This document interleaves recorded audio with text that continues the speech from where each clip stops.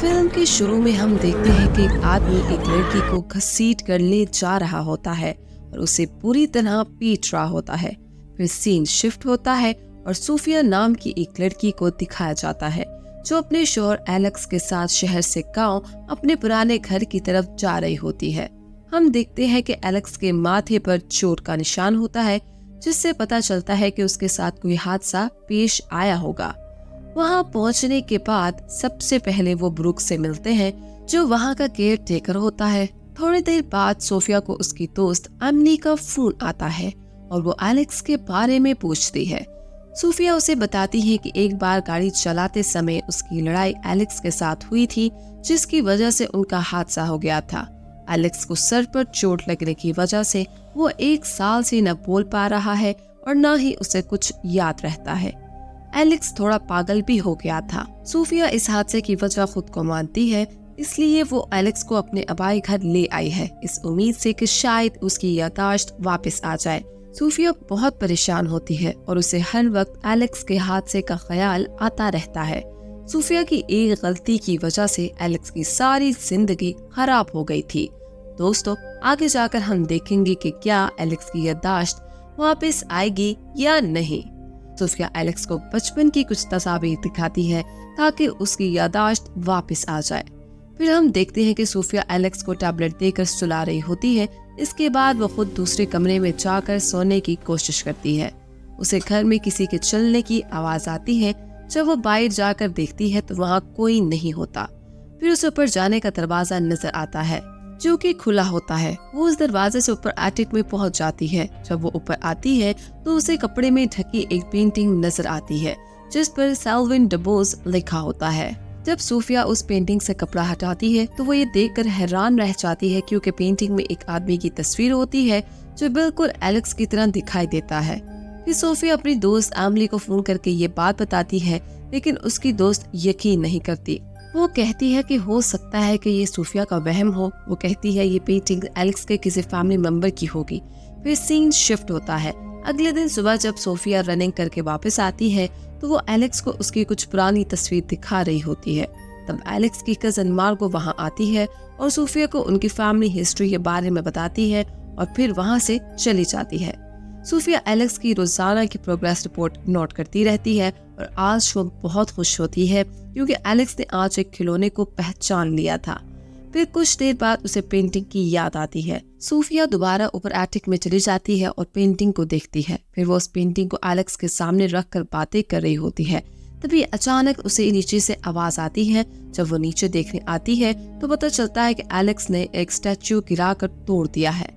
फिर सीन अगले दिन पर शिफ्ट होता है, जब सोफिया अपने लैपटॉप पर सेल्विन के बारे में सर्च करती है, लेकिन उसे उसकी कोई तस्वीर नहीं मिलती। फिर वो एलेक्स की कजन मार्गो के पास जाती है और उसे सेल्विन के बारे में पूछती है।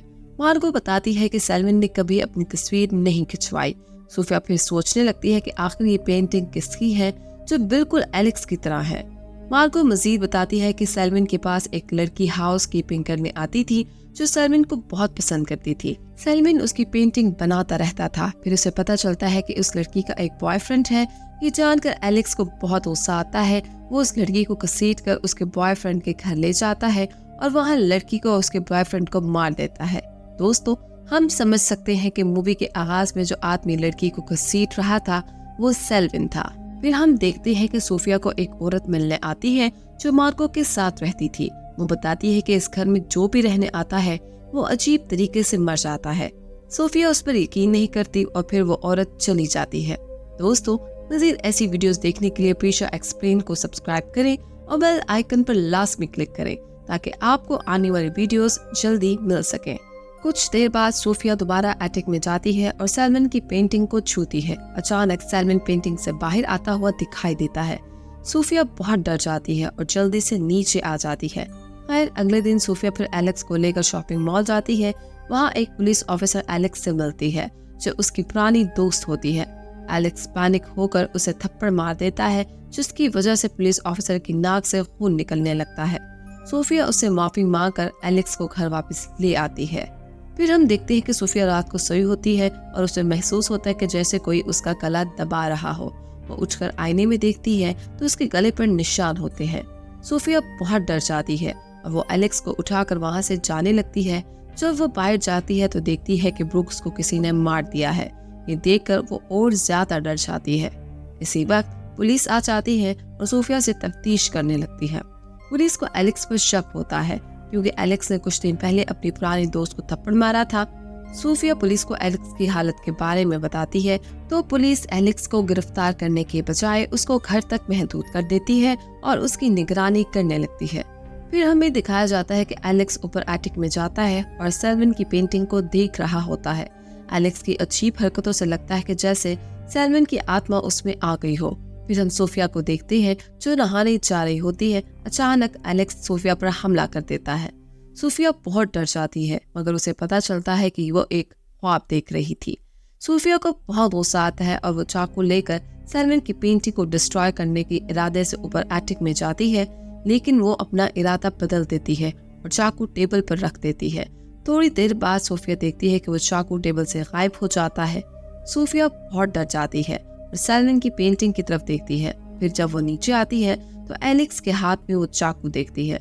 उसे यकीन हो जाता है कि उस घर में सेल्विन की आत्मा है। एलेक्स सोफिया पर हमला करता है और उसे मारने ही वाला होता है तो सोफिया उसे एहसास दिलाती है कि वो उससे प्यार करती है। एलेक्स फिर शांत हो जाता है। सोफिया उसके हाथ से चाकू लेकर एलेक्स के पेट में मार देती है जिससे एलेक्स की मौत हो जाती है। पुलिस आकर सोफिया को गिरफ्तार कर लेती है। कुछ दिन बाद मार्को सोफिया से मिलने जेल जाती है और उसे यकीन दिलाती है कि वो जल्द उसे जेल से बाहर निकाल लेगी। फिर सीन शिफ्ट होता है जिसमें हम देखते हैं कि सेल्विन की पेंटिंग नीलामी के लिए रखी गई है। उसे एक कपल महंगे दामों में खरीदता है। फिर हमें दिखाया जाता है कि इस पोर्ट्रेट में इस व्यक्ति की पेंटिंग नजर आ रही होती है जिसकी बीवी ने कैल्विन की पेंटिंग ऑक्शन में खरीदी थी। यहाँ पर इस फिल्म की कहानी खत्म हो जाती है। Thanks for watching and don't forget to like our YouTube channel.